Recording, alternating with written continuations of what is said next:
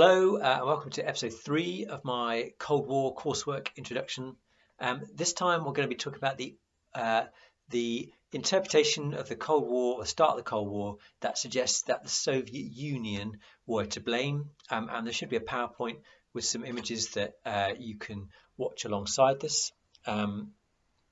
This interpretation that the Soviet Union was to blame for the Cold War was held by the earliest historians of the Cold War in the West, naturally because they were writing in the sort of 1950s, and they said that it must be the Soviet Union to blame because they're the bad guys and we're the good guys.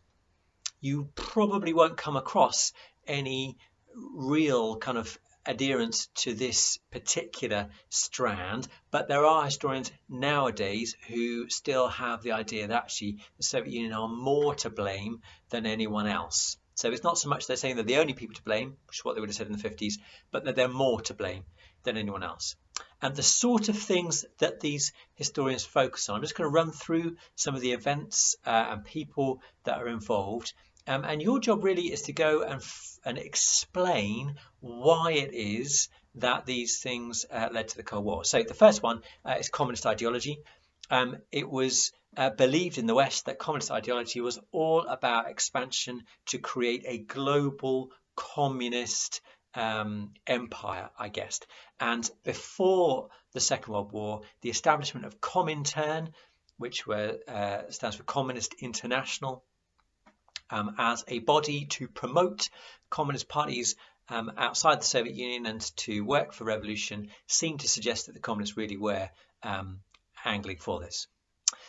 Secondly, Stalin himself is not a very nice character. He's very mistrustful of others. I don't think it's controversial to say he was paranoid.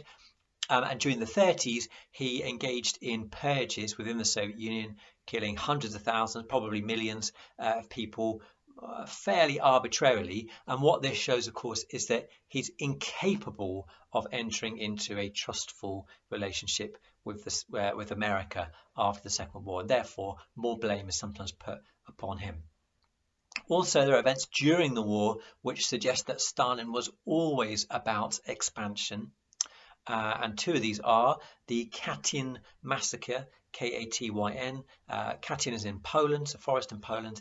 And in 1940, shortly after the Nazis and Soviets divided Poland between them, they reckon about over 20,000, probably about 22,000 Poles were executed by the Soviets in Katyn. And this was an attempt to remove army officers, police officers, and intelligentsia from Poland. These are the sort of people who would stand up for an independent Poland later on.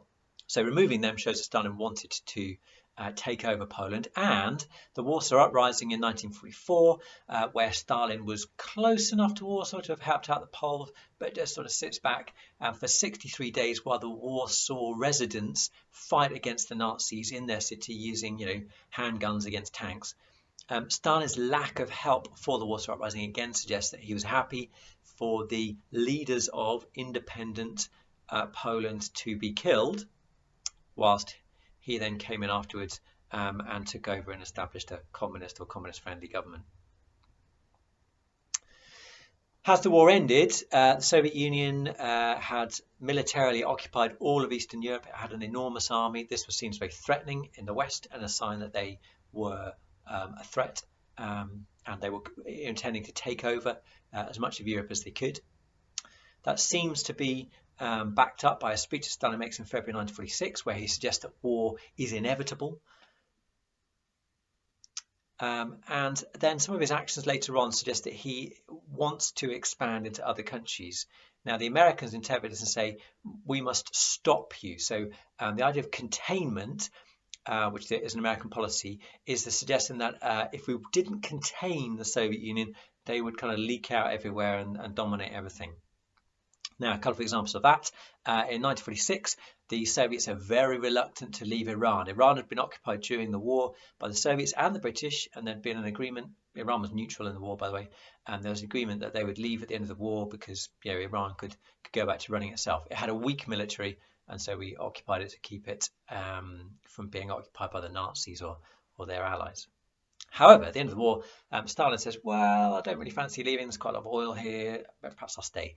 It's only under pressure from the Americans that he withdraws. This seems to show that the Soviets wanted to expand and take over other countries. And of course, the Soviet imposition, establishment of communist states in Eastern Europe seems to confirm this fear. Now that happens, I've had that after Iran, because it's 1946 that they failed to leave, well, they do leave Iran eventually under pressure, but the pressure was in 1946. Between sort of 1946 and 1948, the takeover of Poland, Bulgaria, Romania, Czechoslovakia, the east of Germany, and somewhere else that I've forgotten, all happen. They happen in various ways. So bear in mind that Hungary, Romania, and of course East Germany were all allies of, or were Nazi, or were allies of the Nazis. Czechoslovakia, Poland, Bulgaria? No, wait. Oh, Yugoslavia is the other country. Czechoslovakia and Poland were not communist states, and Yugoslavia was liberated really mostly by communist insurgents, so with the help of the Red Army.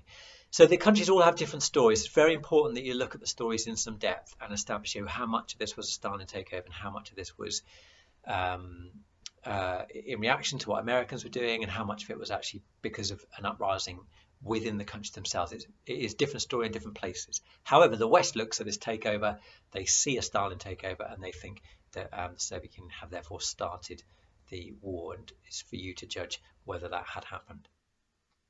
What is true is that Stalin sets up Cominform to coordinate the communist governments of Eastern Europe, but also to encourage communist parties in the West, and in particular in Italy and France. And again, this is seen as being a sign that the communists are not just settled for takeover in Eastern Europe, but their plan is to take over the world. And that's really this argument that the Soviets caused the Cold War by threatening to take over more and more and more, not just Poland, but the whole of Europe was there, and they would have taken it if they'd been given the chance. This seemed to be confirmed again in 1948 when Stalin imposes a blockade on Berlin. Germany, as you'll know, hopefully, it was split into four initially. The Soviets, the French, the British, and the Americans each got a zone of Germany to look after, to help repair, rebuild, and then the plan was that they were going to give it back to the Germans to run when that had been done. Berlin was in the Soviet zone, but that was also split into four, and the Western Allies, France, America, and Britain, had rights across the Soviet zone to drive in or fly in, train in to Berlin and deliver supplies and pop back out. In 1948, Stalin cuts off those routes, the road and rail routes and the canal routes. Don't forget the canal route. It cuts those routes off, and the Allies are blockaded from out. Fortunately, of course, he can't block the sky routes, and he doesn't actually want a war with them, so he can't kind of shoot down the planes. And the Allies the Western Allies end up supplying Berlin by air. But it seems to show that Stalin is trying to force them out, and that he wants to gain Berlin in addition to gaining the rest of Eastern Europe. I would say the Cold War had already started by the end of that blockade in May 1949. However, if you push on any further, you can also look at the Korean War, which started in 1950, where the North Koreans, who are communist, invade the South to try and unify the whole of Korea for communism. They'd kind of been given the impression that the Americans weren't that bothered about South Korea, and Stalin certainly gave them the go-ahead. But again, it seems to suggest that Stalin was out to take over as much of the world as he possibly could. And of course, in 1949, China itself turns communist, although not really with Stalin's help at all. Anyway, these are the events, and particularly those up to the Berlin blockade, that you should look into if you're trying to prove or support the argument that Stalin and the Soviet Union start the Cold War. And you should assess how much credibility there is in that evidence as you go, so that you can assess the overall credibility of the argument at the end. Thanks for watching. See you soon.